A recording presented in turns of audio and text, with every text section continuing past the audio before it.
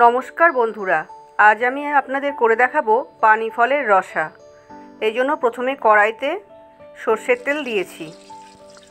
সর্ষের তেলটা গরম হলে ছোট ছোট করে আলু কেটে রেখেছিলাম ডুমো ডুমো করে, সেটা ভালো করে ভেজে নেব।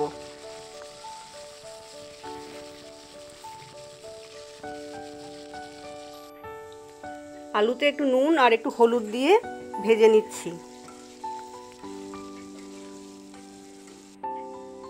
আলুগুলো লাল লাল করে ভাজা হয়ে গেলে এবার তুলে রাখবো।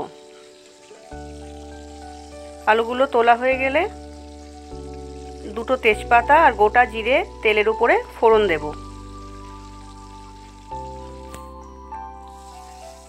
তেলের উপরে তেজপাতা জিরে দেওয়া হয়ে গেছে, ফোড়নটা একটু ভালো করে ভাজা হয়ে গেলে এবার পেঁয়াজ দিয়ে দেব।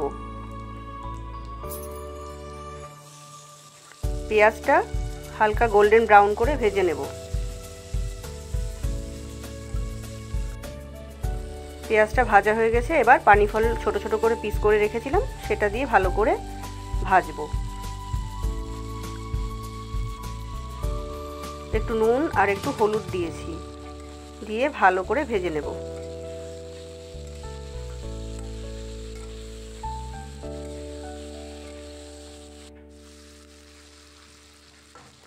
পানি ফলটা ভালো করে ভাজা হয়ে গেছে, এবার মশলাগুলো অ্যাড করব।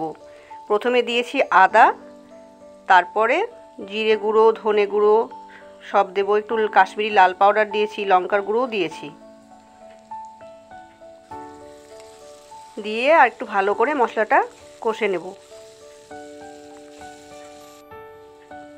এবার ক্যাপসিকাম দিয়েছি, কয়েক পিস ক্যাপসিকাম দিয়েছি যাতে সেন্টটা খুব সুন্দর হয়। এবার আলুগুলো যে ভেজে রেখেছিলাম সেটাও ওর মধ্যে মিশিয়ে দেব, দিয়ে আবার একটু ভালো করে নাড়াচাড়া করব। এই অবস্থায় গ্যাসের জোরটা একটু কমিয়ে দিয়েছিলাম যাতে মশলাটা পুড়ে না যায়। এবার আমি এতে টমেটো আর কাঁচা লঙ্কাটাও অ্যাড করে দেব। এটা একটু শেষের দিকে দিলে ভালো হয়, তরকারিটা খেতে খুব স্বাদ হয়।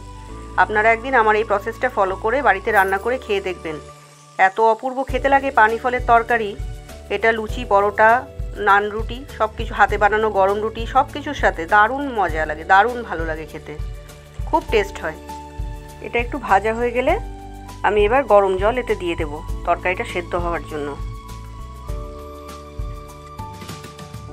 তো বন্ধুরা, আপনারা খেয়ে দেখবেন তরকারিটা, আমার রিকোয়েস্ট থাকলো খেয়ে দেখবেন, খুব ভালো হয় খেতে। এবার তরকারিটা সেদ্ধ হওয়ার জন্য আমি থালা ঢাকা দিয়ে দেব। ঝোল ফুটে গেছে, তরকারি সেদ্ধ হয়ে গেছে। এবার নামানোর আগে একটু গরম মশলা দিয়েছি। দেখুন তরকারির লুকসটা কেমন এসেছে। আমার এই ভিডিওটা যদি আপনাদের ভালো লাগে তাহলে আমার চ্যানেলটা অবশ্যই আপনারা সাবস্ক্রাইব করবেন। দেখুন ফাইনাল লুকটা, আমাকে কমেন্ট করে কিন্তু জানাবেন কেমন লাগলো। সবাই ভালো থাকবেন, সুস্থ থাকবেন। নমস্কার।